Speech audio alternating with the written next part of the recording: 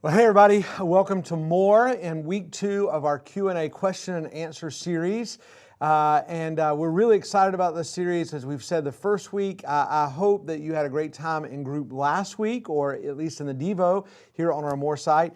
And we want to continue the conversation we had on Sunday. And we were answering the question, what does the Bible say about sex before marriage? And we established the fact that the Bible doesn't really say anything about sex before marriage, but it says a whole lot about the fact that God created sex for marriage, for the boundaries of marriage. So I thought I'd take a minute tonight to read a passage of Scripture that maybe you've heard, maybe you haven't, that talks specifically about the sexual relationship between a man and a woman in marriage. This is found in 1 Corinthians chapter 7. And we looked at 1 Corinthians chapter 6 about fleeing immorality on Sunday. And so this is the passage that immediately follows that. Let me read it to you. It says this, 1 Corinthians 7, beginning in verse 1.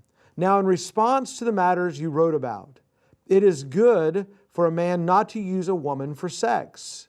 But because sexual immorality is common, each man should have sexual relations with his own wife. And each woman should have sexual relations with her own husband. A husband should fulfill his marital duty to his wife, and likewise a wife to her husband. A wife does not have the right over her own body, but her husband does. In the same way, a husband does not have the right over his own body, but his wife does. Do not deprive one another, except when you agree for a time to devote yourselves to prayer. Then come together again. Otherwise, Satan may tempt you because of your lack of self-control. I say this as a concession, not as a command. I wish that all people were as I am, but each has his own gift from God. One person has this gift, another has that. Well, this is a fascinating passage. And I don't want you to feel uncomfortable talking about this passage, although sometimes when we begin to talk about sex or sexual relationships, we tend to feel that way.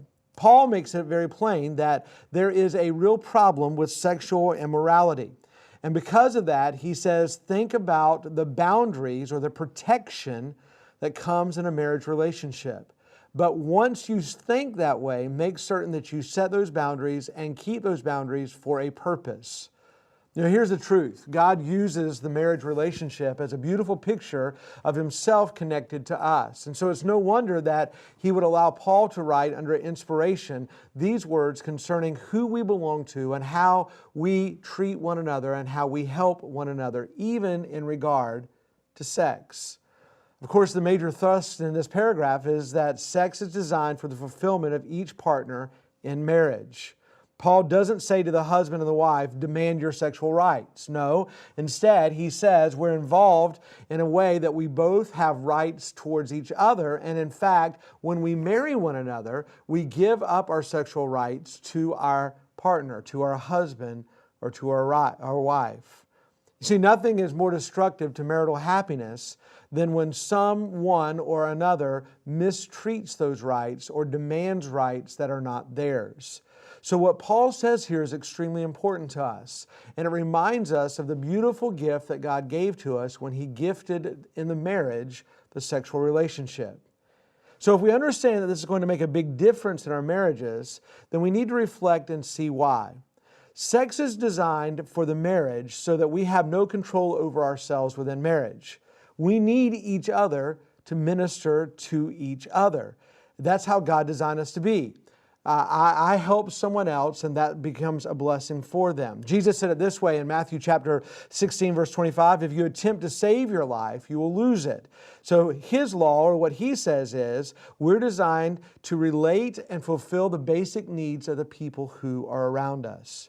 If you try to meet your own need, if you put that first in your life, the result be that you'll lose everything you're trying to gain. Instead, find fulfillment in giving yourself to someone else. You cannot fulfill yourself, but you can fulfill others. It's not just good advice, it's really a law of life. Kind of even as important as like the law of gravity, right? It exists. The only way to find your needs met and yourself fulfilled is to fulfill someone else's needs. Throw your life away, Jesus said. When you do, when you lose your life, you what? You find it.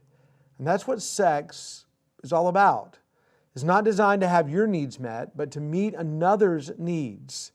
So in marriage, in the boundaries of marriage, the process of devoting yourself to the enjoyment of your mate, giving him or her the best experience of pleasure and all that comes with that, you can find your own needs met. That's why God made us with that quality of needing someone else to fulfill us sexually. That's also why when someone is unresponsive in this way, it creates problems in a marriage.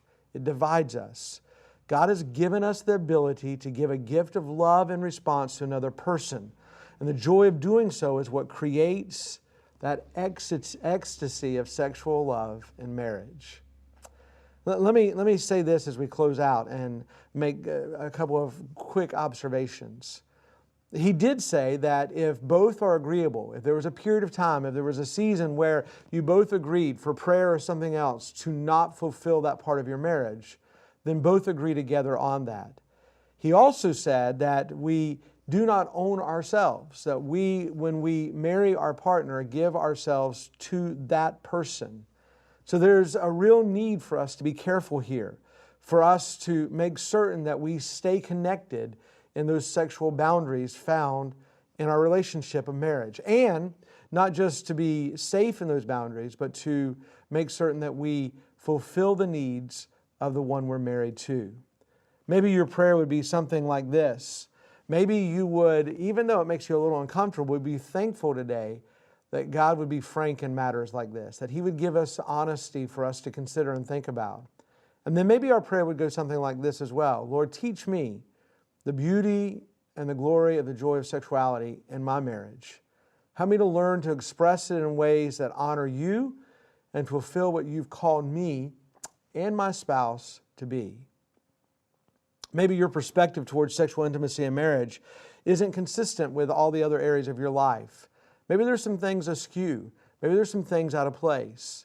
With the questions to follow and some of your discussion, within reason, maybe you would spend some time this week talking about those things that are told to us in the passage that we just read, giving us instruction, giving us some clarity, and giving us some purpose in fulfilling the needs of others. Yes, even fulfilling the sexual needs of our husbands or wives. Hope your discussion is great as you move forward in your time together, and I can't wait to be back with you next week for our third week in Q&A in our More series. Have a great day.